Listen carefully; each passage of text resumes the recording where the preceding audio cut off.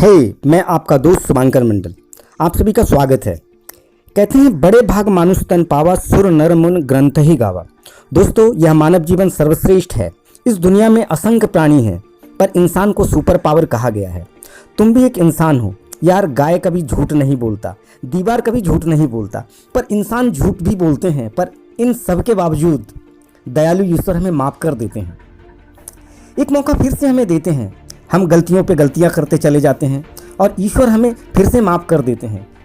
गलतियां करो पर अपने गलतियों को सुधारो, अपनी गलतियों को दोबारा मत दोहराओ। एक दृष्टांत देता हूँ।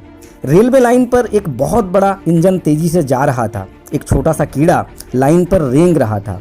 इंजन आ रहा है यह देखकर धीरे से लाइन से उतरकर उसने अपनी ज़िंदगी बचाई, जबकि वह छोटा सा कीड़ा इतना अबोध है कि इंजन से दबकर किसी भी टाइम मर सकता है। तथापि वह एक जिंदा पदार्थ है और इंजन इतना बड़ा है, इतना विशाल है। इतना विशाल होने पर भी वह केवल एक मशीन है, एक जड़ इंजन ही है। तुम कहोगे एक में जीवन है और दूसरा केवल जड़ पदार्थ है। उस इंजन में चाहे जितनी शक्ति हो, उसकी गति और वेग चाहे जितना प्रबल हो, वह मृत जड़ यंत्र के सिवाय और कुछ भी नहीं है। और वह छोटा सा कीड़ा जो लाइन के ऊपर चल रहा था, इंजन के टच होने से जिसकी मौत निश्चित थी, वह उस विशाल इंजन की तुलना में ग्रेट और महिमा संपन्न है। वह उस ईश्वर का ही एक छोटा सा रूप है। इसी कारण वह कीड़ा उस पावरफुल इंजन से श्रेष्ठ है। वह श्रेष्ठ क्यों हुआ? तुमने कभी सोचा? जीवित प्राण संपन्न वस्तु में मृत जड़ वस्तु की भिन्नता हम कैसे समझते हैं? मशीन बनाने वाले ने उसे जिस प्रकार चलाने के लिए बनाया, उसने अपने इच्छा से बनाया। वो जैसे चलाएगा मशीन वैसा चलेगा।